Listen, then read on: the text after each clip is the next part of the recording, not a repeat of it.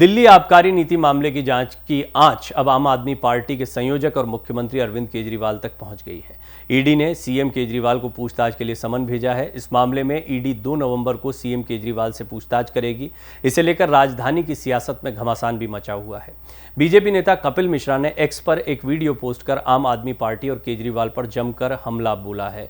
उन्होंने कहा कि इस मामले में गिरफ्तार हुए दिल्ली के पूर्व उप मुख्यमंत्री मनीष सिसोदिया के खिलाफ 338 करोड़ रुपए के घोटाले के सबूत मिले हैं और ये वो नहीं कह रहे बल्कि बीते दिन आए सुप्रीम कोर्ट के जजमेंट में ये बात कही गई है। कपिल मिश्रा ने कहा कि सुप्रीम कोर्ट के आदेश पर ही ईडी ने आम आदमी पार्टी के बैंक खातों की जांच भी शुरू की, क्योंकि शराब घोटाले के पैसों को हवाला के माध्यम से आपने इस्तेमाल किया। अब ईडी की जांच दिल्ली के मुख्यमंत्री अरविंद केजरीवाल के दरवाजे तक पहुंच चुकी है। उन्होंने गंभीर आरोप लगाते हुए कहा, अरविंद केजरीवाल नटवर लाल और चोर हैं। शराब घोटाले में उनकी टिकट आरएसी है और कभी भी कंफर्म हो सकती है। अरविंद केजरीवाल अब जब घेरे में आए हैं तो वो सवाल जो आपको याद होगा मनीष सिसोदिया या फिर अन्य लोगों की, उनसे पहले सत्येंद्र जैन गिरफ्तार हुए थे।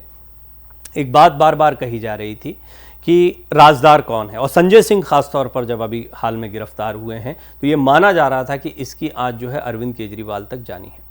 अरविंद केजरीवाल पूरे देश में अलग अलग जगहों पर चुनाव के लिए प्रचार भी करते दिखाई दे रहे हैं, लेकिन आम आदमी पार्टी की मुश्किलें बढ़ती जा रही हैं। आबकारी नीति पर मैंने डिटेल में कई पैकेज आपको दिखाए हैं। इनसे बहुत स्पष्ट हो जाता है कि आबकारी नीति में, और अभी जब मनीष सिसोदिया की जमानत याचिका को खारिज किया गया, उनको कोई राहत नहीं मिली, तब भी ये स्पष्ट कहा गया कि उनकी भूमिका संदिग्ध दिखाई पड़ती है।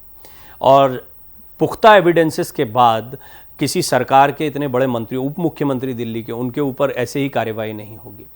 अब ये बात तो तय है कि जिस मामले में मनीष सिसोदिया, संजय सिंह, इनके खिलाफ अगर कोई बात या कोई सबूत रखे जा रहे हैं, किस आधार पर उनको गिरफ्तार किया गया, ये सारी चीज़ें रखी जा रही हैं, तो निश्चित तौर पर इसके तार सीधे सीधे अरविंद केजरीवाल से जुड़ते दिखाई देते हैं।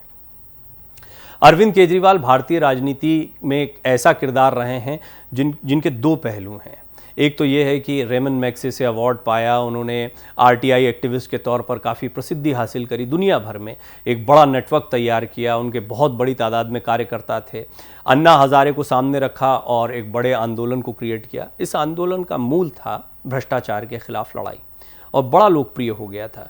मुझे याद है मैं भी कई बार उसको कवर करने के लिए गया, और जब भी जाते थे रामलीला मैदान पर ज़बरदस्त भीड़ देखते थे तो ऐसा लगता था कि देश में क्रांति हो गई है। और भ्रष्टाचार की चीज़ें, इसके बाद में ये चीज़ें यहाँ रुकी नहीं थी। ये आंदोलन तो हुआ, उसके बाद में एक के बाद एक कई लोगों के खिलाफ दस्तावेज रखे गए। आरटीआई एक्टिविज़म यही था कि जानकारियाँ निकलती थी, उनको एनालाइज़ किया जाता था, कहाँ पर क्या खामियाँ और कमियाँ निकली उनको सामने रखा जाता था। अरविंद केजरीवाल की इमेज एक ऐसे व्यक्ति के तौर पर निकल कर आई जो भ्रष्टाचार के खिलाफ, करप्शन के खिलाफ लड़ रहे थे पुरजोर तरीके से। आपको याद होगा उस समय पर कांग्रेस के ही कई नेताओं की तरफ से कहा गया था कि राजनीति ही करनी है तो खुलकर राजनीति के मैदान में आओ, छद्म राजनीति मत करो। दोनों ये आरोप बहुत लगते रहे थे। और डॉक्टर मनमोहन सिंह की जो सरकार थी, दूसरा कार्यकाल उनका जो रहा, उसके जाने और कांग्रेस की लोकप्रियता में जो ज़बरदस्त गिरावट आई, उसमें उस आंदोलन को बड़ा याद किया जाता है। बाबा रामदेव भी उसके बाद काफ़ी एक्टिव हुए थे इस पूरे काले धन के मसले को लेकर। लेकिन ये कुछ ऐसी चीज़ें थी जिन्होंने पूरी राजनीति को, ख़ासतौर पर कांग्रेस की राजनीति को तहस नहस कर दिया। फिर दिल्ली की बारी आई, दिल्ली में अरविंद केजरीवाल को हाथों हाथ ले लिया गया। शुरुआत में थोड़ा संघर्ष रहा, लेकिन बाद में तो ऐसा लगा कि दिल्ली की जनता उनको खूब पसंद कर रही है। उसके बाद में पंजाब में बिल्कुल वैसा ही दांव चला। चुनावी मैनेजमेंट जिस तरीके से वो तेज़ी से आगे बढ़े, फिर गुजरात में एंट्री उन्होंने कर ली, और गुजरात में एंट्री करना तो बहुत बड़ी बात रही। तो वो धीरे धीरे अपने कार्डर को डेवलप करते चले गए, और कई ऐसे कार्डर जैसे सीपीएम के वाम दलों के कई कार्यकर्ता रहे, कई और एक्टिविस्ट जो हैं वो उनसे बहुत तेज़ी से जुड़ते गए, जो अपनी अपनी पार्टियों में या उस विचारधारा से जुड़े राजनीतिक दलों में एक वैक्यूम देख रहे थे। अरविंद केजरीवाल की ताकत बढ़ी, अब वो मध्य प्रदेश, राजस्थान में भी चुनाव लड़ते दिखाई दे रहे हैं, राष्ट्रीय पार्टी का दर्जा मिल गया। लेकिन इस सब के बीच में आ गई आबकारी नीति का घोटाला। ये कथित घोटाला है, अभी इसकी जांच पड़ताल चल रही है, लेकिन ये बात तय है कि आबकारी नीति गले का फंदा बन गई आम आदमी पार्टी के लिए। इसके कई ऐसे पेंच हैं जिसके बारे में बहुत स्पष्टता से कुछ नहीं कहा जा रहा है। हालांकि बार बार मनीष सिसोदिया कह चुके हैं एक भी सबूत नहीं मिला, संजय सिंह कह रहे हैं फंसाया जा रहा है, ये भी कहा जा रहा है कि राजनीति हो रही है।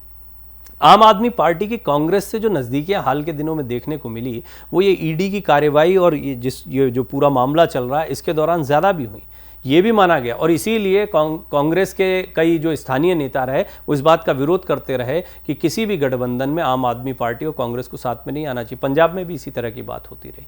अब आम आदमी पार्टी को अपने आप को ताकतवर बनाना है तो विपक्षी दलों को साथ में लेना पड़ेगा। तो इसको भी एक बड़ी वजह माना जा रहा है कि उन्होंने भी अपने दरवाजे खोले। हालांकि ये गठबंधन कहीं दिखाई नहीं पड़ रहा है। आप देख रहे हैं कि मध्य प्रदेश में भी अपने प्रत्याशी उतार दिए, लेकिन अरविंद केजरीवाल तक जांच की आंच पहुंचना ये एक बहुत बड़ी समस्या का विषय आम आदमी पार्टी के लिए दिखाई दे रहा है। इसकी सबसे बड़ी वजह यह है कि अरविंद केजरीवाल के साथ भी अगर वही होता है जो मनीष सिसोदिया और संजय सिंह के साथ हुआ है, यानी उनको भी जेल जाना पड़ता है, तब क्या होगा। पार्टी में आपने देखा कि मनीष सिसोदिया जो है वो नंबर 2 थे अब की, और उसके बाद में फिर संजय सिंह जो है वो तो चेहरा रहे हैं टेलीविज़न एक प्रवक्ता के तौर पर, उसके बाद में फिर पार्टी के बहुत जिम्मेदार नेता के तौर पर, ख़ास तौर पर तब जबकि जो अरविंद केजरीवाल के बाद के जितने भी नेता थे या सेकंड इन कमांड जितने भी नेता थे वो सब जेल चले गए, सत्येंद्र जैन और मनीष सिसोदिया जैसे खास तौर पर, और फिर अब संजय सिंह भी।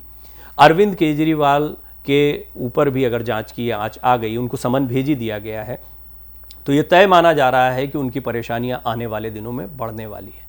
राजनीतिक लिहाज से इसके बहुत सारे पहलू हैं। देखिए, कानून और जांच एजेंसियां किसी आधार पर काम करती हैं, तो उनके पास आधार होंगे तो ये बहुत बड़ी परेशानी का सबब बन सकता है। ये इतनी बड़ी परेशानी का सबब बन सकता है जिसको जो लालू प्रसाद यादव का राजनीतिक करियर था वो पूरा ख़त्म हो गया, लेकिन लालू प्रसाद यादव जो हैं उनके बेटे ने राजनीति को संभाला।